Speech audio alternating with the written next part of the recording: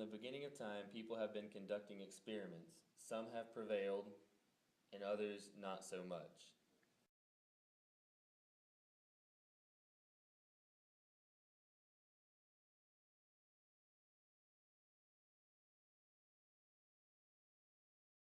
All experiments start with the question, does, is. Elastic tubes and pots and pans, bits and pieces, and the magic on the hand will make it weird science. Things I've never seen before. See high doors and an imagination. Weird science. Not what teachers said to do, making dreams come true.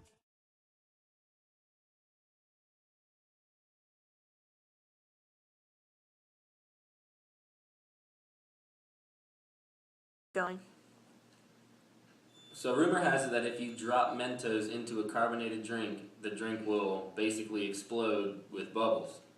And that's pretty much what we're shooting for in this one. Let's hope it works.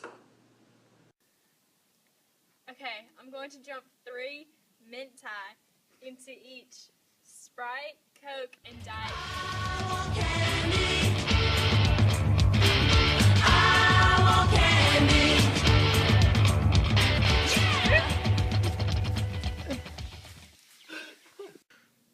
What you're seeing in this one is not a chemical reaction, it's actually a physical reaction. And what you are seeing is the surface effect when all of this stuff goes down.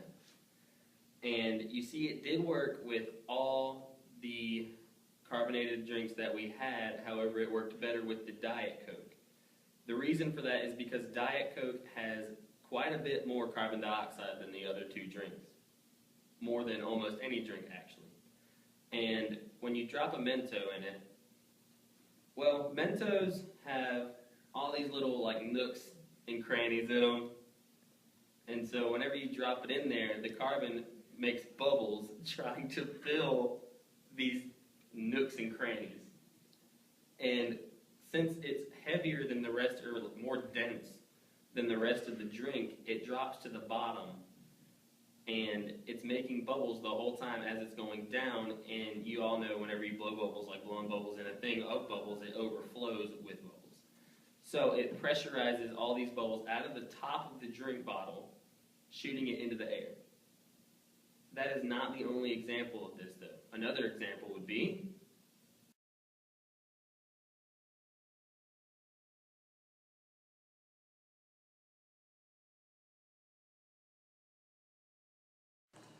this one really just ties in with the Mentos and Coke one. It's really just another way to prove that the myth actually does work because, well, it's basically got the same concept. The ice cream acts as a Mento and the root beer the carbonated drink.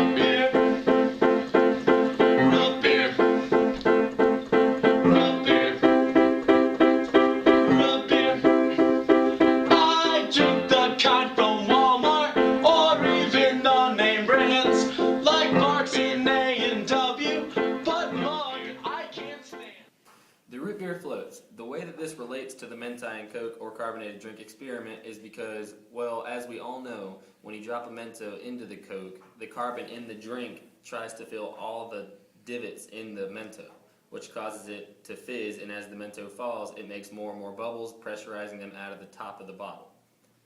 In this experiment, the ice cream acts as the Mento and the root beer, of course, the carbonated drink.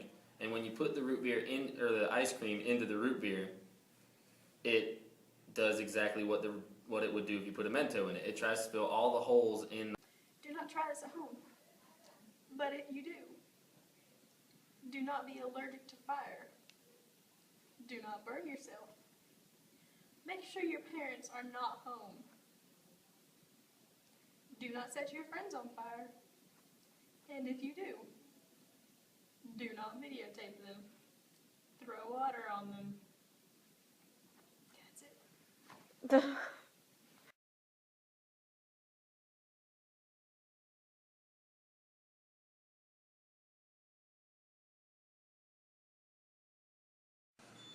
In this experiment, the objective is to get the whole boiled egg into the beaker. And to do this, they say that if you put a fire in the beaker and then place an egg on top, it will suck the whole egg in.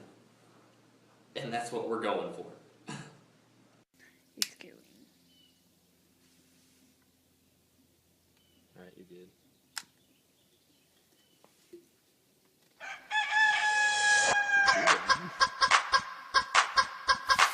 Oh man.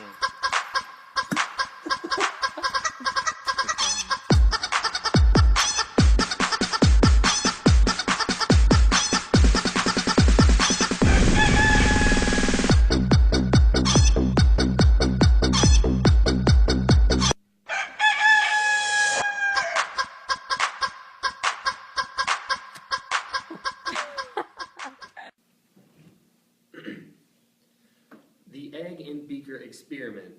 We did this by placing a fire inside of a beaker and then placing an egg on the mouth of the beaker. The reason this worked was because when we lit the paper on fire and placed the flame inside of the beaker, it caused the air to expand or get bigger. And when that happened, it pushed air out. And after we had realized that it was pushing air out, we put an egg on top or on the mouth of the beaker, and then it suffocated the flame by taking away its source of oxygen. And then when the fire went out, the air inside the beaker, of course, cooled and contracted or shrank or got smaller. And when this happened, it tried to suck in more air, but since the egg was on top of the beaker, it sucked the egg in instead of air. And that is how the egg experiment worked.